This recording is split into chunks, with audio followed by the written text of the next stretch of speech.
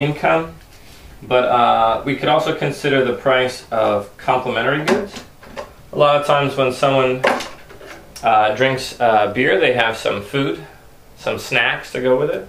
So if the price of salty snacks goes up, then my evening is more expensive, right? And suddenly I'm less interested in the whole package because the price of the complementary good has increased. So if it's demand for a hotel room on Maui, a complimentary good would be an airplane ticket to Maui. So when the price of that ticket gets more expensive, suddenly my weekend trip gets more expensive, and suddenly I'm less likely to go. So the demand for the hotel room goes down when the price of the ticket goes up. So the drivers of the demand so far that we've talked about would be income, the price of substitutes, the price of complements. Some other things might be anticipation of future price. If you think the price is going to go up next week, then my demand this week is going to be higher. Let's say the government has a new tax on beer, and it starts next week. So how does that affect the demand for Sing beer this week? Well, knowing that the future price will go up, my demand curve is going to increase. And same thing if it works the opposite way. If there used to be a tax and they've lowered the tax or gotten rid of the tax, or if you know it's going to go on special sale price next week, then your demand this week will actually decrease. So anticipated future price is another driver of the demand curve that can cause the curve to shift.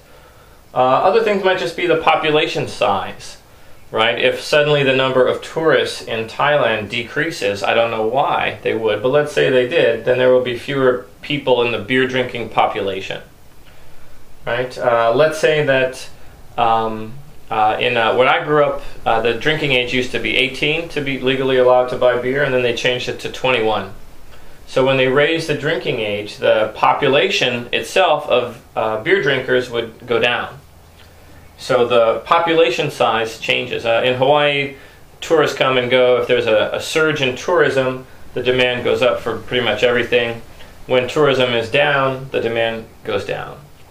Right? So just the size of the population, if that changes unexpectedly.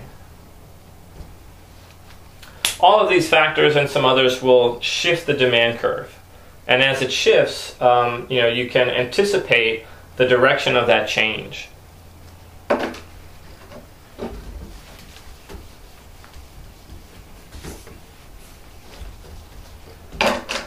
So when we talk about markets, we can look at just about anything. Let me give a quick example, market for something simple. How about fish? There's a supply and there's a demand. One thing about a competitive market with lots and lots of buyers and sellers is that in the end you get a particular outcome which is very predictable.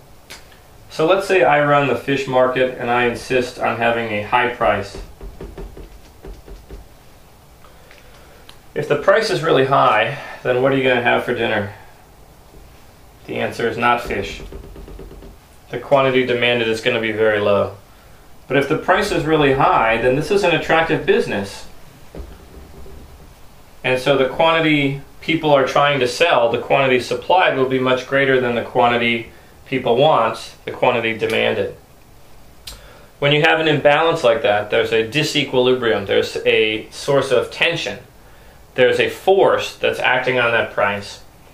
If there's a lot more fish than people buy, that's called a surplus.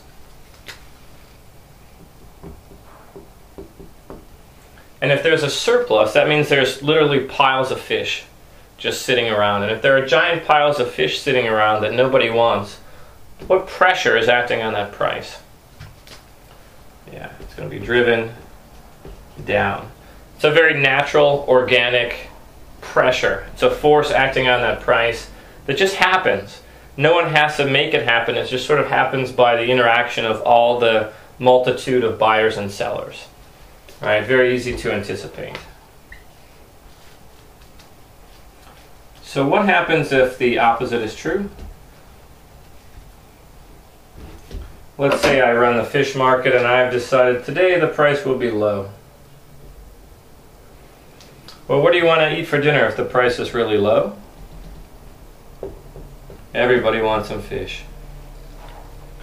But do you really want to get up really early, go out on a stinky boat, spend your whole day out trying to catch fish when you could go work for your brother-in-law's construction business? Absolutely. I go work for somebody else. I'll do something else with my time.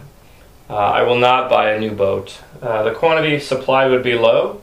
Quantity demanded would be really high. Again, there's an imbalance. In this case, everybody wants it, but there's not enough. That's called a shortage.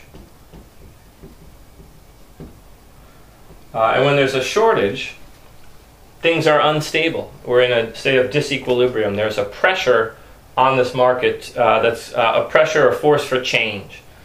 If there's not enough, and you happen to have a few, what is the temptation on the price?